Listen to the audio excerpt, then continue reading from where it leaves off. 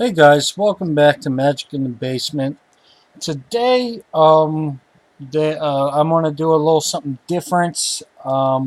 Somebody asked me about a budget kind of red and green deck, so I'm gonna show um, my idea of something that I would do. I've played this deck a couple of times, not at my local shop, so I don't know how it would do there. But at another shop I've gone to with my buddy. It does about 60%, but it's a very cheap deck. So, I mean, if you want to take it as it is, it's probably going to win maybe a little more in half the games in today's current metagame. There are plenty of there is plenty of room to make it better if you feel like spending some more money on it. But I'm just going to give you the basic what I have. Also, I want to give a big shout out to Void Mage Gamer. He is my newest patron. I just wanted to say thank you very much for your support. You are now entered into the J Spellbook giveaway, which will be happening on the 17th of this month. So 7/17, I'll be picking one of my patrons and giving that away. Sealed J Spellbook. Also, Void Mage Gamer has his own channel. He does EDH Commander stuff. So if you're into that, you might as well go give him check him out. That's Void Mage Gamer. Just type it into YouTube, you'll find him. He's pretty good channel. So again, thanks for your support and good luck on the Jace. That out of the way, let's look over the deck. All right. Now, I'm going to start with the Llanowar Elf. 1 mana for 1/1. Tap it to add a green. I'm using 4 of these, okay? Basic, good old Llanowar. Been around forever. You know, good mana acceleration. He's, the epitome of cheap and helpful. And I'm using 4 of him, and he's 5 cents a piece, so it's only 20 cents. So, like I said, cheap deck. This will be an elf deck, so you'll be seeing that theme a lot. Alright, now we got 4 of the Llanowar. He will be like our turn 1 drop, if we're lucky. I'm also using a lot of legends in this deck, so if you don't remember how legends work, look up my video about legends and other things. Pretty much, a legend is something that you can only have 1 of each out at a time.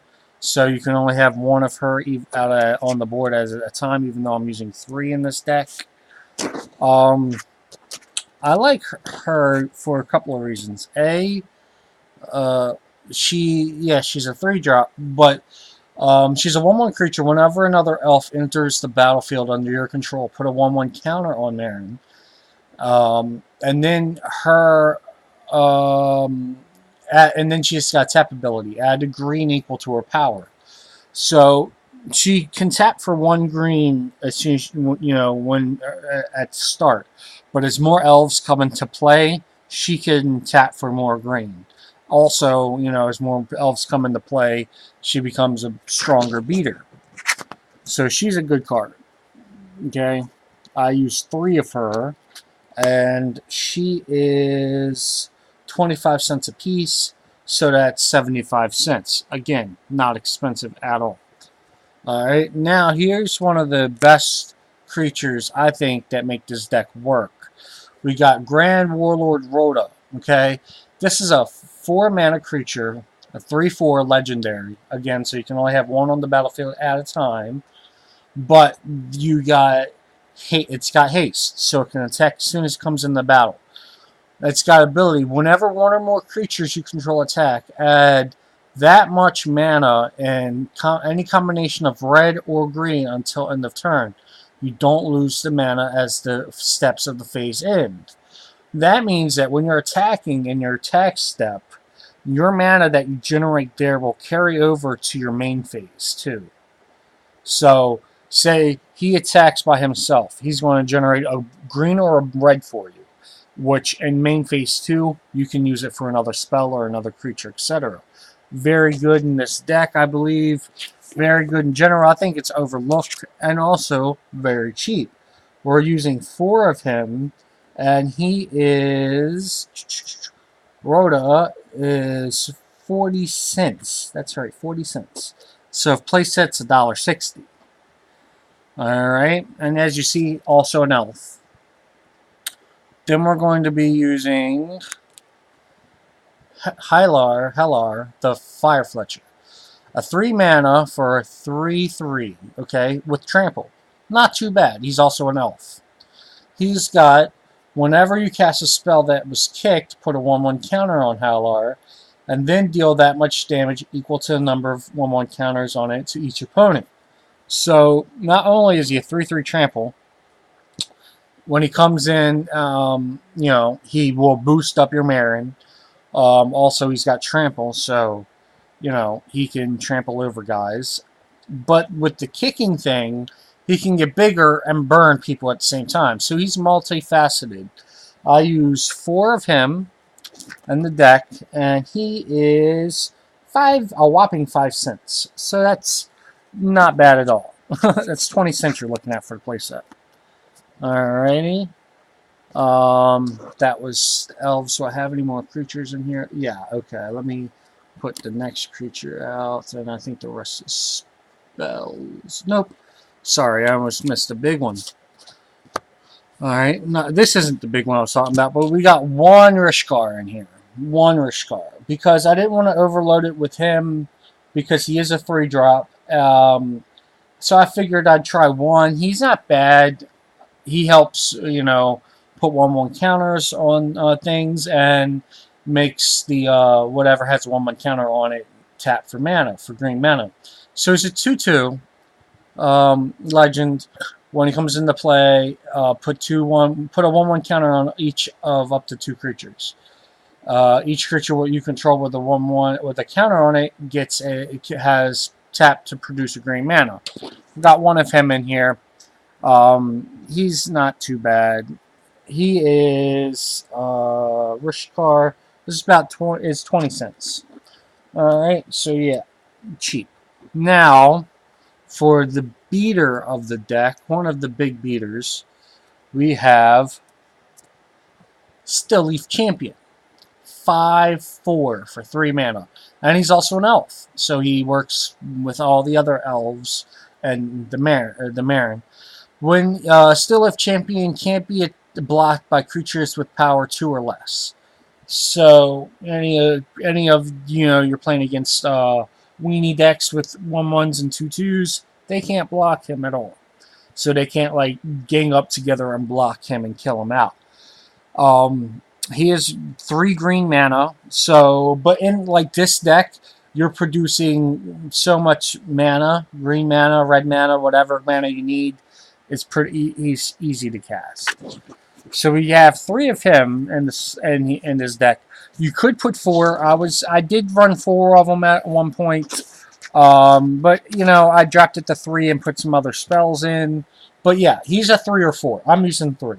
Stillleaf is actually the most expensive card in this deck at $2.75, and we're using 3 of him, so that's $8.25. And when you look at it, he's a great card, and he was more expensive. He's dropped down, and $2.75 for him isn't horrible. All right, that's our creatures. We're running a good chunk of creatures. 1, 2, 3, 4, 5, 6, 7, 8, 9, 10, 11, 12, 13, 14, 15, 16, 17, 18, 19 creatures. Not too bad. Pretty creature heavy. But they're all elves and they're all good. Now, let's get to some spells, okay? We're going to be running 4 of the Jaya's Immolating Inferno. Now, this is a legendary sorcery, okay? Which means you have to have a legendary creature or a planeswalker in play to cast this. But since we have so many legends in our deck, let's see, we have 1, 5, 9, 10, 11, 12 legends in our deck, okay? So this is going to be pretty easily, you know, easy to play. But it's X and 2 red. So the X means that you can put as much mana into it as you want the X to be. So if you put 1 mana into red, it's X is 1. If you put 10 mana into red, X is 10. Okay?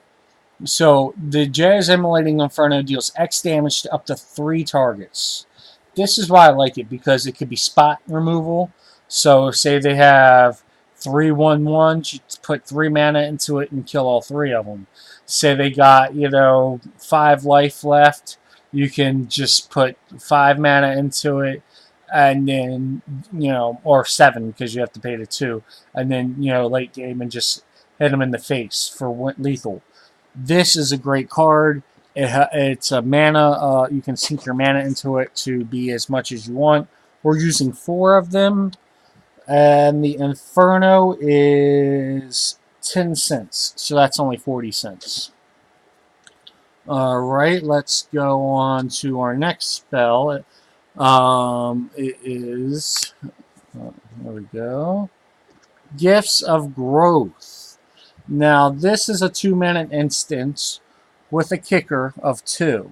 Kickers are optional. Kickers, when you play a spell that has a kicker, you can pay the additional 2, or you don't have to. Alright, so it's 2 base mana to cost. Untap target creature gets +2/+2 until end of turn. If it was kicked, that creature gets +4/+4 instead. Now, this is a good pump spell to pump up, whatever you need for lethal damage. Like, say your Steel Leaf gets through, you can pump him up. Say you got a Hellar on the board, you can pump him up and do damage. Or, if, say you needed more mana, you could pump up, a Marin or something. It's very versatile.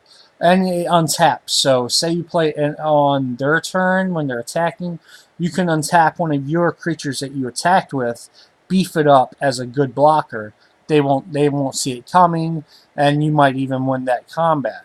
So it's very versatile. We got 4 of these, and the gifts cost whopping 1 cent. So yeah. You could probably find somebody just give you a place of those. They're 1 cent each. 4 of them, 4 cents. Alright, now we're going to go to our next spell, which is a burn spell. Alright. We've got Fight with Fire. 3 mana for sorcery. Again, with a kicker, so it works with the Fire Fletcher. Alright. Fight with Fire deals 5 damage to target creature, which in itself is pretty good. 3 mana, 5 damage, kills a lot of stuff. But if you pay the kicker of 6, which would make it a 9 mana spell, you can deal 10 damage as you choose, divided among targets. So early game, it's good spot removal. Late game, it could just flat out kill. And this, I wouldn't even say really late game, because 9 mana sounds like a lot, but in this deck, the way it works, it produces a lot of mana. So I would say early game, spot removal, mid game, win. Okay, so we got that. 4 of them on Fight with Fire, 20 cents, so you're looking at 80 cents with that. Again, very cheap deck. Then we're going on to one of my favorites, Blossoming Defense. 1 mana, instant. Target creature you control gets +2/+2 and gains hexproof until end of turn. Now, I like this because A, it's cheap, it's 1 mana. B, it pumps your creature up, so it can be an offensive or defensive card for the +2/+2. And C, it's kind of like a counter spell against creature hate. So say they go to cast down your Steel Leaf Champion, or something like that, -2/-2, bounce it, whatever you want to do. You could play this in response and give your creature hexproof, which means that their spell can no longer target it. So it's very good in many ways. 1 mana, not bad at all.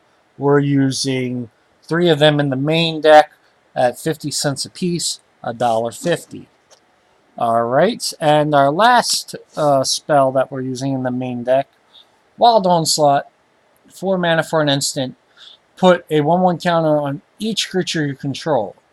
If this was kicked, put 2 1/1 counters on each creature you control instead.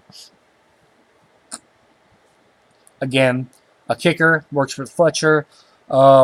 These are counters that don't leave at the end of turn, so they work with Rishkar.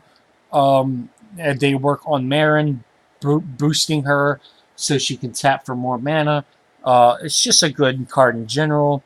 And again, like I said, with the with the kicker or without the kicker, it's pretty good either way.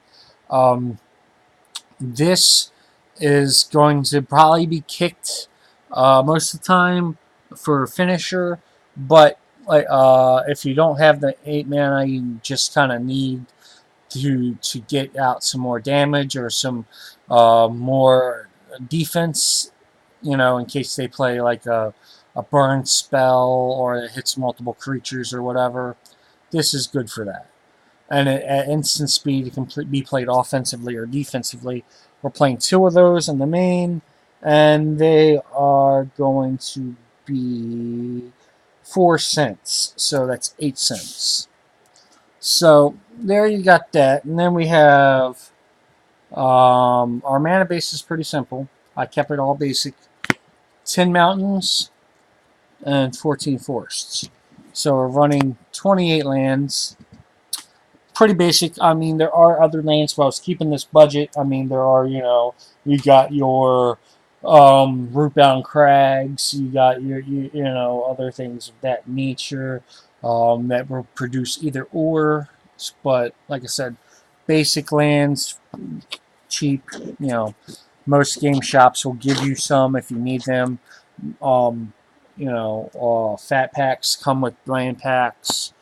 All that. Lands are cheap, almost free to get. Now, our main deck is going to cost us $14.02. Very cheap. Alrighty.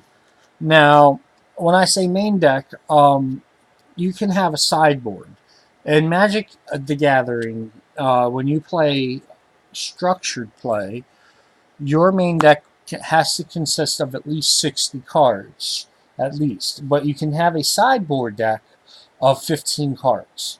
Now, since you play 3 games in a normal match, at the end of your first game and at the end of your second game, if you make it to a third, you can switch out cards from your sideboard into your main deck. However many you take out of the main deck, you have to put in from your side deck. So, say you want, to put in 3 from your sideboard, that means you have to take out 3 from your main. You can't do it any other way. So you can't take out, 2 and put in 3, etc. like that. It has to match whichever, however many you take out. All right. So this is the sideboard. It's 15 cards. Again, cheap. We're going to be using 2 Song of Freyalise. Now this, I picked this because, if you're running against something that doesn't have a lot of creature control or whatever, this is pretty good because it can pump your stuff up, gets in some quicker damage. 2 Song of Freyalise, 50 cents each. That's $1. All right. Now I'm running 1 Glorybringer. I used to run 2, but I cut it down to 1. Glorybringer is just a good red creature, flying haste, 5 mana. It's a little bit more pricey, but like I said, in this deck, it works because it produces mana pretty quickly. It's a flying haste, so it can attack when it comes into play. You can exert it, which means when it attacks, you can have it leave it tapped for the next turn, and it'll do a 4 damage to the target non-dragon creature. So it can burn a creature that's not a dragon as long as you leave it tapped. Now, Glorybringer is only $1 nowadays. Not too bad at all.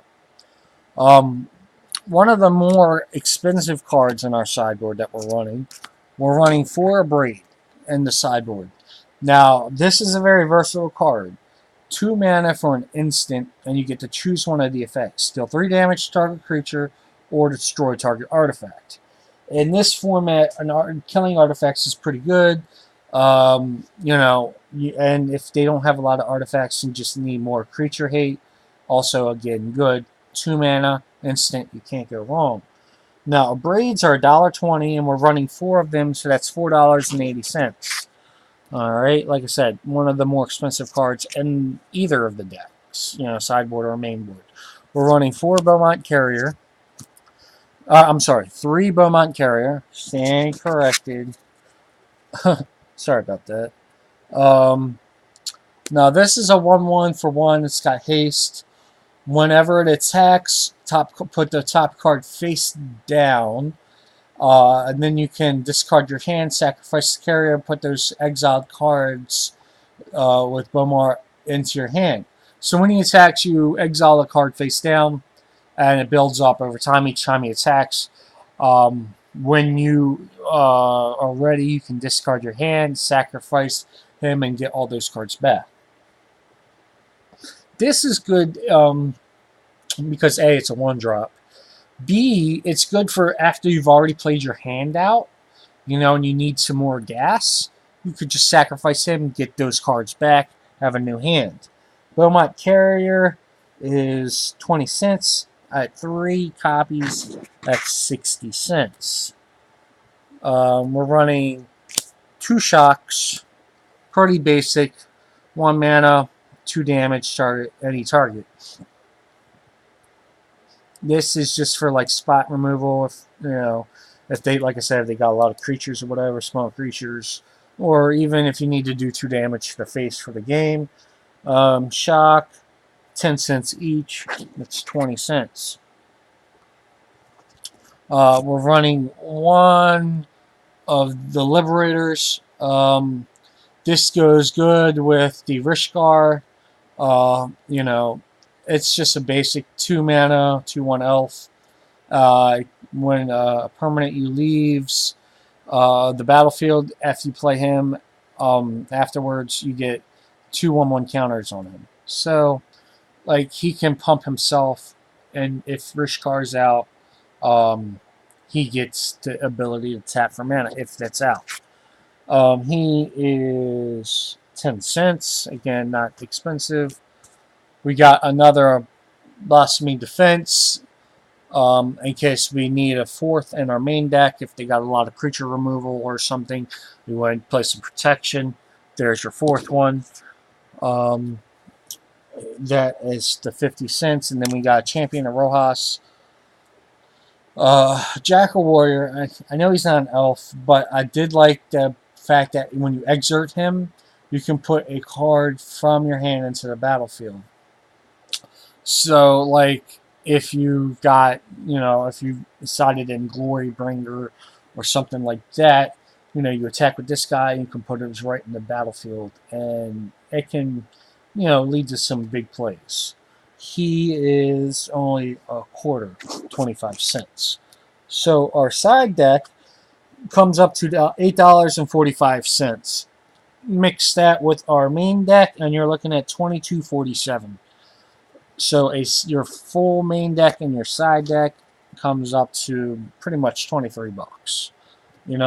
Not a bad, deck at all to be starting out with. It's simple to play. The mechanics are simple. It's pretty straightforward. It's got some power to it, and it's cheap. So that is and it's all standard for a couple more months. This is a standard deck.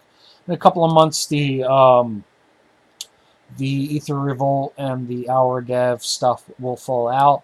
But a lot of this is from Dominaria block. So most of it will stick around. And then when those cards fall away, you could just replace them with M19 cards or whatever is out at the time.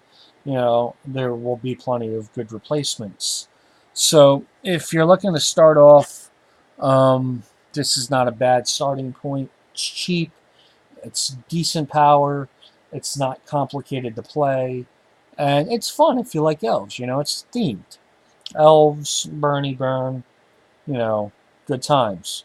Like I said, there's plenty of room for improvement in this deck. Like you could add, more glory ringers to the sideboard. You could add planeswalkers like Chandra's. There are plenty of improvements. Could have improved the land base, but for right now, this is just a basic kind of bare bones, cheap deck for people who want to get into Magic and have an idea where to start.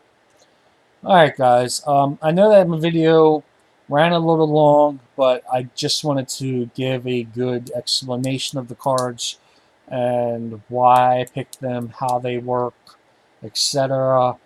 Um, Let me know what you liked about the deck, what you didn't like about the deck.